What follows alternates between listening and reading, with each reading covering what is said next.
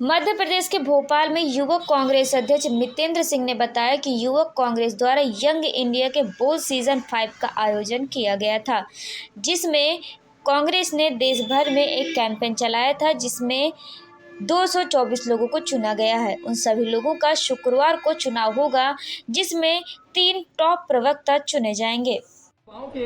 के लिए जो देश की राजनीति में अपनी हिस्सेदारी को जताना चाहते हैं, ऐसे युवा, महत्वपूर्ण रूप से ऐसे युवा जिनके पास राजनीति का कोई बैकअप नहीं है, मुझे आप लोगों को बताते हुए एक खुशी होगी कि अगर मैं छत्तीसगढ़ की धरती से आज मध्य प्रदेश की इस पवित्र धरा पर आके आप लोगों के सामने अपनी बातों को रख पा रहा हूं, तो इसमें मेरे संगठन भारतीय युवा कांग्रेस का जितना योगदान है, उतना ही योगदान इस फ्लैगशिप प्रोग्राम यंग इंडिया बोल का है। मैं खुद यंग इंडिया बोल से सीजन 2 से चुनते आज मैं बिहार का प्रभारी बना और अब मध्य प्रदेश की मुझे जिम्मेदारी दी गई है। मुझे आप लोगों को बताते हुए खुशी हो रही है कि जब मैं मध्य प्रदेश का यहाँ बना, मैंने देखा कि सबसे ज्यादा एंट्रीज, थैंक्स टू मितेन भैया, सबसे ज्यादा एंट्रीज जो है मध्य प्रदेश से हुई और महिलाओं की एंट्री सबसे ज्यादा हमने देखा कि मध्य प्रदेश हुई, जो कि हम एक अचीवमेंट के रूप में देखेंगे।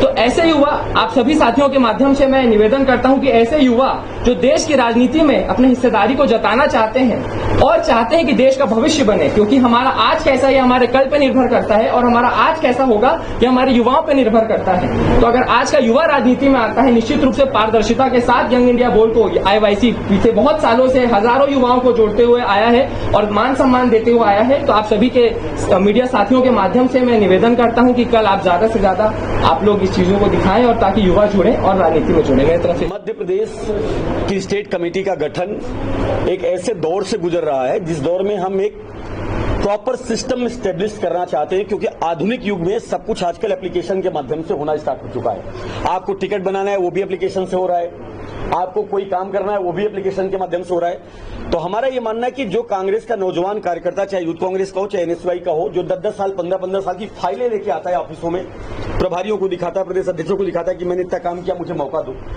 उसकी एक लाइब्रेरी बनाई जाए, उसका एक स्पेस बनाया जाए जिसमें मेरे जाने के बाद भी, मितेन के जाने के बाद भी जो कार्यकर्ता काम कर रहा है उसको नए व्यक्ति के आने पर भी सम्मान और मौका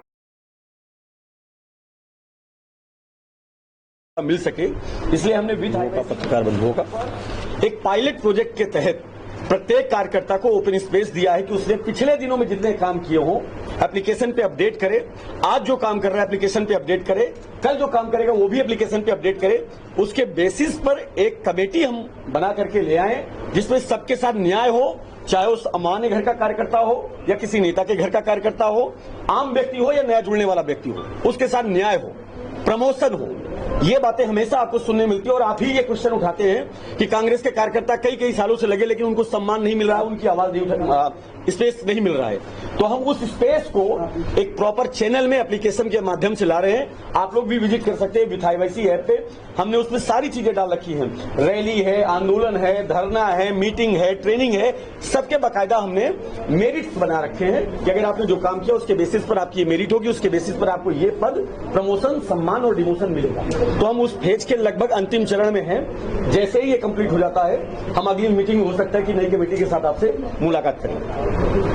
बंधुओं का, छायाकार बंधुओं का, पत्रकार बंधुओं का, यंग इंडिया बोल एक ऐसा प्लेटफॉर्म जिस प्लेटफॉर्म के माध्यम से कोई भी कार्यकर्ता जिसमें बोलने की क्षमता है, संगठन की बात रखने की क्षमता है, पार्टी का पक्ष रखने की क्षमता है, वो यंग इंडिया बोल के माध्यम से जिले से लेकर के राष्ट्रीय स्तर तक का प्रवक्ता बन सकता है। न केवल यूथ कांग्रेस में बल्कि यहां से एक रास्ता ओपन होता है उसको INC में भी प्रवक्ता के रूप में काम करने का। तो फॉर्म भराए गए थे, ये 5वां सीजन है जिसका कल सारे राउंड यहाँ के स्टेट लेवल के कंप्लीट किए जाएंगे। मैं आप लोगों को भी आमंत्रित करूंगा, क्योंकि मीडिया से आप लोग हैं, तो अगर आप में से भी कोई उपस्थित होना चाहे तो जरूर वहां हो कि किस प्रकार के लोग निकल करके आ रहे हैं। हमने उसके लिए बाकायदा एक जूरी भी बनाई है जिसमें मीडिया पर्सन को भी बुलाया है, कुछ प्रोफेसर्स को भी बुलाया है, कुछ एक्सपर्ट्स को भी बुलाया है कि लोगों को आके परखे और देखे कि किस व्यक्ति में क्षमता है जो स्टेट से लेकर के नेशनल तक अपनी लीडरशिप के माध्यम से, अपने वक्तव्यों के माध्यम से पार्टी का पक्ष रख सकता है और प्रवक्ता बन सकता है। दूसरा, डॉक्टर्स के बारे में अभी जो बात कही हमारे प्रदेश अध्यक्ष मितेंद्र जी ने, उसमें 7वां वेतन आयोग की मांग को लेकर के लगातार वो अपना आंदोलन जारी करके चल रहे हैं। 7वां वेतन आयोग आप सोचिए कि जिसमें अन्य राज्यों में 7वां वेतन आयोग कब का मिल गया हो, वहां पे डॉक्टर भी 7वें वेतन आयोग की मांग कर रहे हैं, जहां 8वें की गठन की शुरुआत हो चुकी हो। आदेश जारी हुए ठीक है, लेकिन सोचने वाली बात है कि कल जारी हुआ आदेश, आपके माध्यम से मुझे पता चल रहा है, चलिए आपका बहुत बहुत धन्यवाद, लेकिन कल का इंतजार क्यों कर रहे थे? 7वां वेतन आयोग कई राज्यों में तो पिछले 4-5 सालों से लागू हो चुका है। कल हुआ ना? अरे भाई कल परसों 48-24 घंटे 48 घंटे की बात है, लेकिन जारी हुआ 24-48 घंटे में।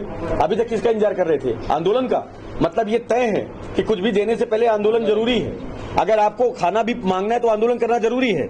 सरकारें किस लिए होती हैं? सरकारें इसलिए होती है ना कि समय पर जनता को राहत मिल सके, इसलिए नहीं होती कि कल हो गया है, परसों हो गया है। आप 5 साल किस चीज का इंतजार कर रहे थे? दूसरी बात, लगातार इस प्रदेश के अंदर नौजवान रोजगार को लेकर के आंदोलनरत है।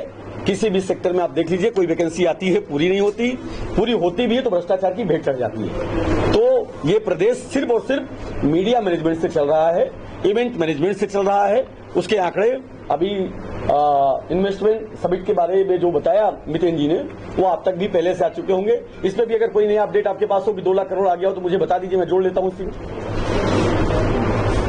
तो मेरी तरफ से। मुख्य बात जिसके लिए आपको बुलाया है, कल हम लोगों का यंग इंडिया के बोल सीजन 5 का फिनाले है, जिसको लेके हमने हमारी ओपनिंग सेरेमनी भी की थी। आप लोगों को अवगत भी कराया था कि प्रदेश में हम प्रवक्ता ढूंढ रहे हैं, वो प्रवक्ता जो आज इन मुद्दों को समझते हैं कि इस प्रदेश के अंदर भाजपा के कार्यकाल में कि बेरोजगारी बढ़ती जा रही है और साथ में नशा भी बढ़ता जा रहा है। तो उसको लेके हम लोगों ने फॉर्म्स फिल कराए थे, लोगों ने फॉर्म्स फिल किए थे और लगभग 500 से 1000 के बीच में एंट्रीज आई थी और उनमें से स्क्रूटनी करने के बाद 224 लोग आइडेंटिफाई हुए थे। उन 224 को कॉल गया है, कल वो सभी आएंगे। तो उसमें हमारा राउंड 1, राउंड 2, फाइनल राउंड, कल हम सारे राउंड्स यहाँ पर कंडक्ट करेंगे और उनमें से टॉप 3 प्रवक्ता सेलेक्ट होंगे जो कि नेशनल में मध्य प्रदेश को रिप्रेजेंट करने जाएंगे। तो बेसिकली आज ब्रीफिंग उसी के लिए थी कि हम आपको बताना चाहते हैं कि इस प्रदेश के अंदर टैलेंट्स की कमी नहीं है। इस प्रदेश के अंदर महिलाओं ने भी 29 से 30 महिलाओं ने भी इसमें पार्टिसिपेशन किया। ये हमारे लिए बहुत बड़ी बात है। तो मैं ये मानता हूं कि हर व्यक्ति के अंदर जिस में सामर्थ्य है उसको यूथ कांग्रेस ने प्लेटफॉर्म दिया कि वो आए और डायरेक्टली नेशनल में अपने टैलेंट के आधार पर एंट्री ले, ना कि किसी सिफारिश से एंट्री ले, अपनी काबिलियत के आधार पर वो संगठन में आगे बढ़े।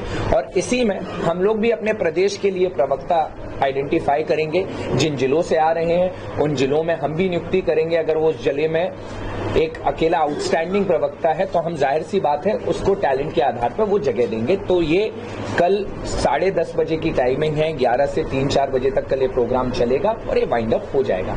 और इसके साथ साथ मैं 2 चीजें और अवगत करा देता हूं कि ग्लोबल समिट हुई। इस ग्लोबल समिट को मैं कहूंगा बेरोजगारी समिट। क्यों कहूंगा? कि ये समिट 2007 में हुई थी और इसमें भी 1.5 लाख करोड़ के निवेश का आंकड़ा दिया था, पर हुए कितने? मात्र 17,000। दूसरा 2010 में हुआ, इसमें 2,500 करोड़ की बात की गई, मात्र हुए 26। फिर 2012 में, 2014 में और आखिरी जो 2023 में थी उसमें 15,000 करोड़ की बात की थी। और मात्र अभी तक आपको भी पता है कि कितना निवेश आया है इस प्रदेश के अंदर। तो ये सिर्फ आंकड़े होते हैं भाजपा के, पर जब बात आती है उसको जमीन पे लाने की, तो जब ये इन 5 सालों में नहीं ला पाए तो इसकी क्या गारंटी है जो खर्चा किया गया आज ये किस बलबूते पे आप ये पूछिएगा, किस आधार पे ये कह सकते हैं कि हम इतना निवेश इस प्रदेश के अंदर लेके आ रहे हैं, जब वो 5 साल में बोले हुए आंकड़े आदरणीय शिवराज सिंह चौहान जी ने कहे वो आज तक जमीन पे नहीं आ पाए। तो बेरोजगारी समिट हम कहेंगे कि ये सिर्फ मजाक बनाने के लिए किया जाता है इस प्रदेश के अंदर, ना कि निवेश लाने के लिए किया जाता है। और दूसरी मुख्य बात, 15,000 डॉक्टर जो हड़ताल पे गए थे, उन 15,000 डॉक्टरों की इस मध्य प्रदेश में क्या हालात है, 2 आंकड़े मैं आपको दे देता हूं। स्पेशलिस्ट डॉक्टर स्वीकृत पद मध्य प्रदेश में 3,618 हैं और कार्यरत मात्र 1,100 हैं और अभी भी वहां पर 2,470 पद खाली हैं। मेडिकल ऑफिसर स्वीकृत है 5,000, मात्र कार्यरत है 3,300 और रिक्त पद है 1,719। और आखिरी डेंटिस्ट स्वीकृत पद 560, कार्यरत 119 और रिक्त हैं 440। तो सवाल यह है कि इस प्रदेश में सिर्फ मजाक बनाया जा रहा है नौजवानों का, नौजवानों को वो दिया ही नहीं जा रहा है जिसके वो भागीदारी हैं।